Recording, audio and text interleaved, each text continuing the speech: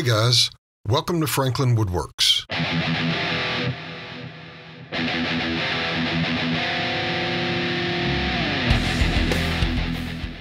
In this video, I'm going to make a very simple side table, one that you might use to place your drinks or TV remote on next to a recliner. When I started out, I had a beautiful wafer of spalted maple that I knew would be hard to work, but would be beautiful when I was finished. I resawed it to a manageable thickness, planed it down, then realized I was going to have more trouble than I thought. Although a wafer is all end grain, my planer has a helical cutter head, so although it was slow going, planing it down wasn't really the issue. But planing it down made other issues apparent.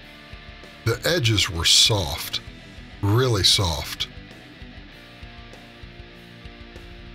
So I tried to stabilize the edges and fill in some cracks with epoxy. The piece turned out beautiful, but the epoxy didn't penetrate the soft wood enough to really stabilize it. When you can break it with your hand, it's just not going to be strong enough. So on to plan B. I had a nice piece of walnut laying around, so I thought I'd give that a try. I love walnut, I really do. But this was a pretty boring piece, so I decided to use a section that had a knot in it. It looked like there was some good figure around the knot, so I decided to do a technique from my guitar building days. I used a contrasting wood filler to grain fill the walnut. Not only will this give you a glass smooth finish, but the contrasting filler will really highlight the grain. The filler I use is Timbermate, and I tinted it jet black. As I spread the filler with a credit card, I make sure to drag the filler both with the grain and across the grain. This makes sure it gets in every available pore the wood has to offer. Once it dries, I give it a good sanding down to 220 grit. As you can see here, the first piece of walnut doesn't have grain filler. It's beautiful, but a little boring. The second piece, cut from the same board, is much more interesting. Granted, it has more figure than the other piece, but the grain filler really highlights it.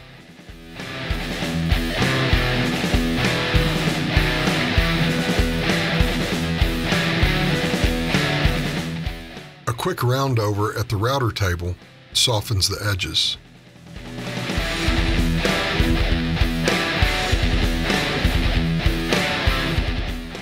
I chose to use water-based poly for the finish. I think it would have looked better with an oil finish, but I needed this to be really durable around small kids, so this will look better in the long run.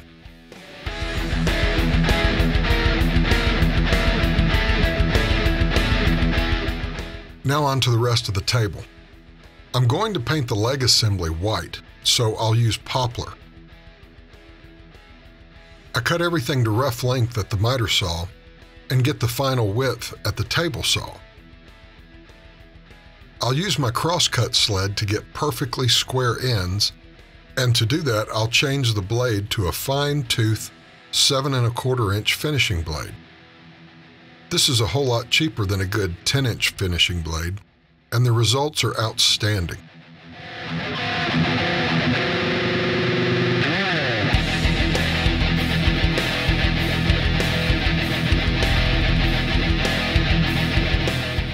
I also use this same blade when I'm making lots of cuts on plywood.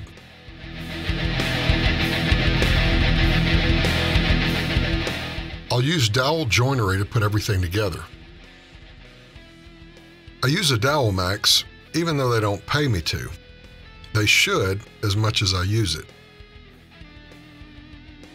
If you're careful when you do your layout and mark where all the joinery will be on each workpiece, it's a pretty foolproof process.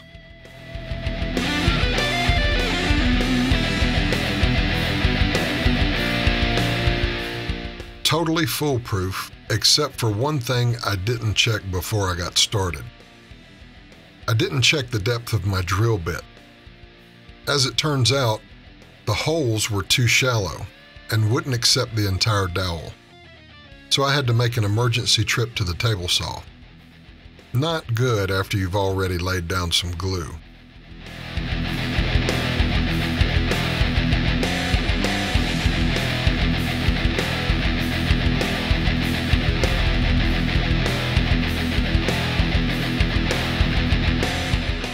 In the end, I got it all together, and I used plenty of clamps to make sure all the joints were tight.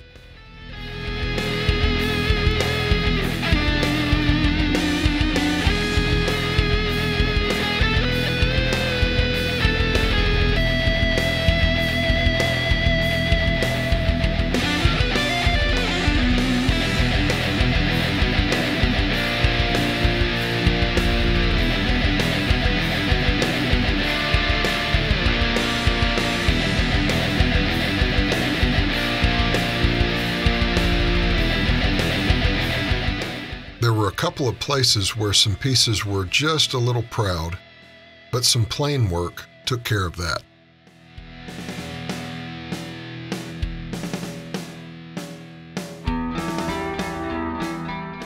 After a good sanding, it's time to paint. I'm using a gloss lacquer in a spray can. Now, it's not ideal to spray this straight onto the wood without a primer, but I couldn't get anyone at the big box store to tell me what kind of primer I needed to use under the lacquer. Turns out if you put enough coats on, I guess it doesn't matter, the wood was bare. To attach the leg assembly to the top, I'm using simple L brackets. Just in case there's wood movement, I elongate the holes with a small round file. With the leg assembly upside down on a flat surface, I mark where the L brackets will be attached. This ensures that the top will be flush when I screw it down. Then it's just a matter of centering the leg assembly on the top, marking the holes, pre-drilling, and screwing down the top.